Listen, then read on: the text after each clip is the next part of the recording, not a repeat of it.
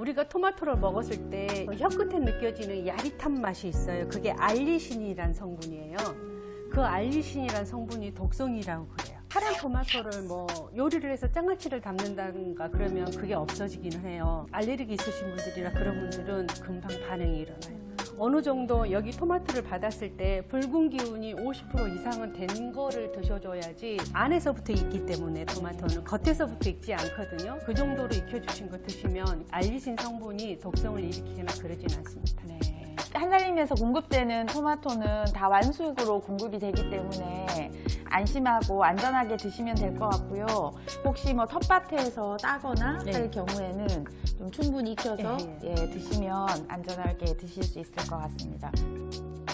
정말 반갑습니다. 저는 한살림 전남 생산자연합회 사무국장 김재영입니다. 전국 한살림 생산자연합회는 총 6회에 걸쳐서 온라인으로 요리교실을 운영을 하고 있는데요. 그 마지막이 뜻깊게 전남 담양에서 할 수 있어서 정말 영광입니다. 한살림 경북 동부 조합원님들과 요리교실에 함께 해주시게 되겠는데요. 전남 담양에는 두리농원이라고 성생산자님께서 직접 가꾸고 함께하는 농장인데, 지금 제 옆에 계시는 우리 예쁜 미모를 자랑하시는 생산자분은 직접 소개 말씀을 듣도록 하겠습니다.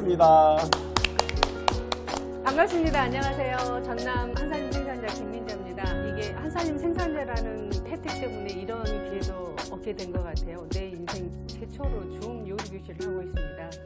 약간의 실수가 있더라도 너무 그렇게 용서해 주시고, 오늘 그 키트 받으신 거 그거 준비 잘 해주시면 아마 오늘 요리는 뭐 간단하게 될 것 같아요.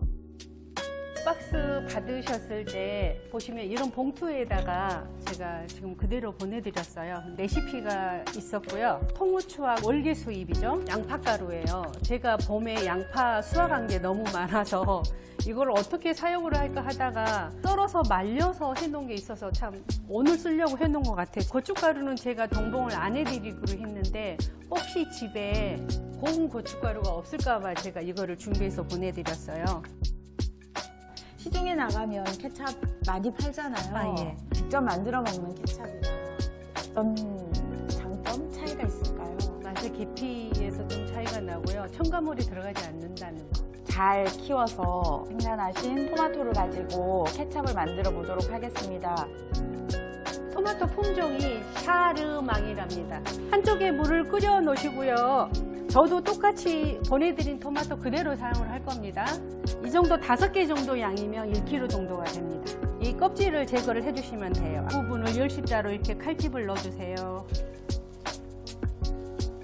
이 정도 하게 되면 속에 있는 육즙이 같이 딸려 나오질 않아요. 꺼내 놓으셔서 이 찬물에 넣어주세요.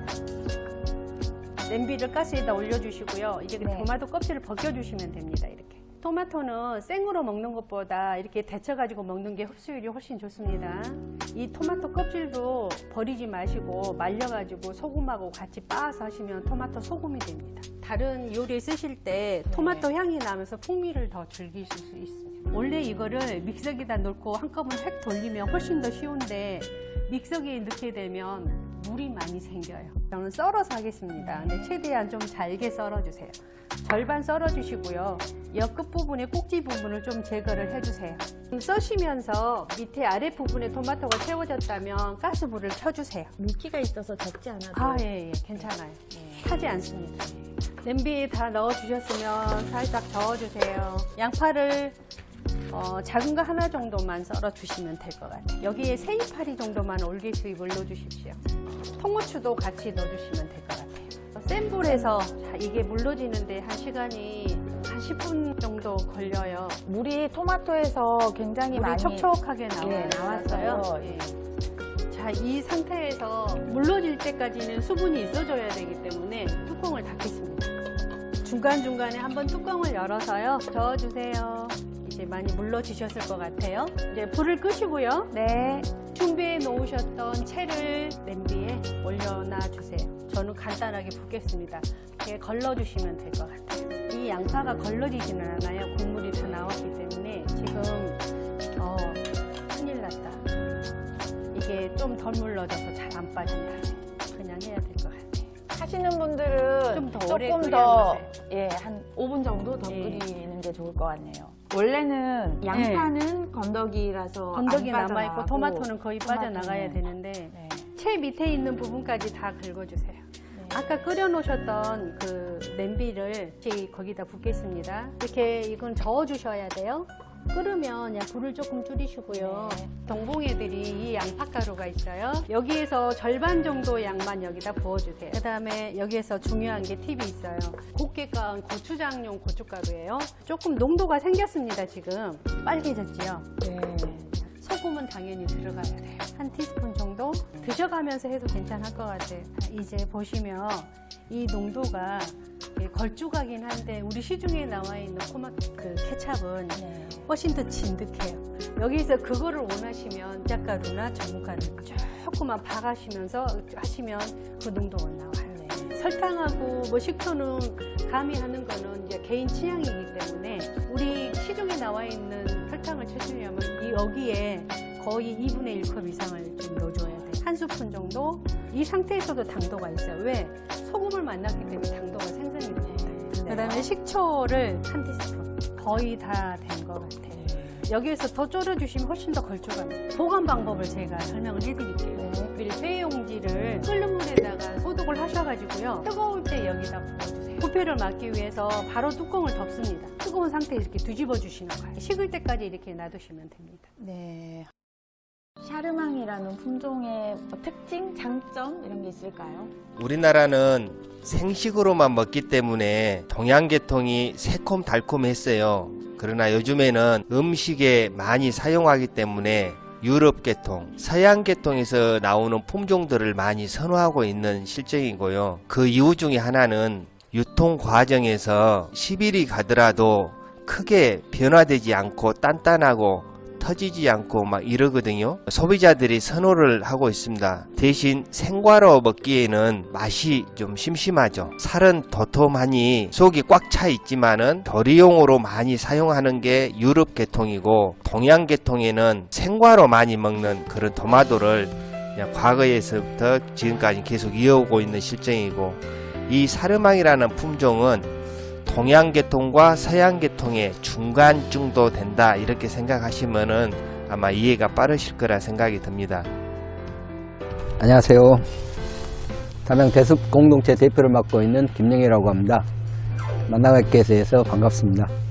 담양 대숲 공동체는 2007년 9월에 창립을 했는데, 대숲 공동체가 창립되기 이전에 한살림 광주가 2003년도에 출발하면서 시목마을을 중심으로 해서 한살림과 함께하게 되었습니다. 그래서 그 시기에는 시목마을 단감, 송산골의 된장 이런 걸 주축으로 해서 대숲 공동체가 한살림에 공급을 하다가 2007년도에 9월에 한살림 정식 생산자 공동체로 해서 담양 전체적으로 공동체가 창립이 되었습니다. 담양 대숲 공동체는 시목마을의 단감, 또 벼, 또 그리고 송산골의 그 도자기, 된장, 그 다음에 담양 수북 쪽에 야채, 그 다음에 담양 읍 쪽에 벼농사를 주축으로 해가지고 대숲 공동체가 이루어져 있고, 연령대는 이제 30대부터 70대까지 분포가 되어 있는데 50대부터 60대 이하가 주축을 이루고 있습니다. 공동체 식구는 35가정 정도 되어 있습니다. 그래서 지금 담양 대숲 공동체 같은 경우는 이제 연령대가 젊기 때문에 어떤 생산적인 일이라든가 공동으로 어떤 일을 할 때 협력이 잘 이루어지고 있는 편입니다. 그래서 이제 제가 공동체 대표를 맡고 있지만 일을 하는 데 있어서도 그렇게 큰 어려움 없이 서로 도와주고 하다 보니까 잘 이루어지고 있는 상태입니다. 저희 공동체 같은 경우는 이제 한살림 정신을 많이 본받기 위해서 계속 노력을 하고 있습니다. 저희 공동체 식구들은 지금 한살림 연합에 물품을 공급하지 않는 생산자들이 참 많이 있어요. 그런데도 지금 10년 넘게 지금 출하하지 않으면서 공동체 활동을 하는 젊은 친구들부터 연세 드신 분까지 이렇게 있다 보니까 다른 공동체 분들이 사실은 조금 의아해해요.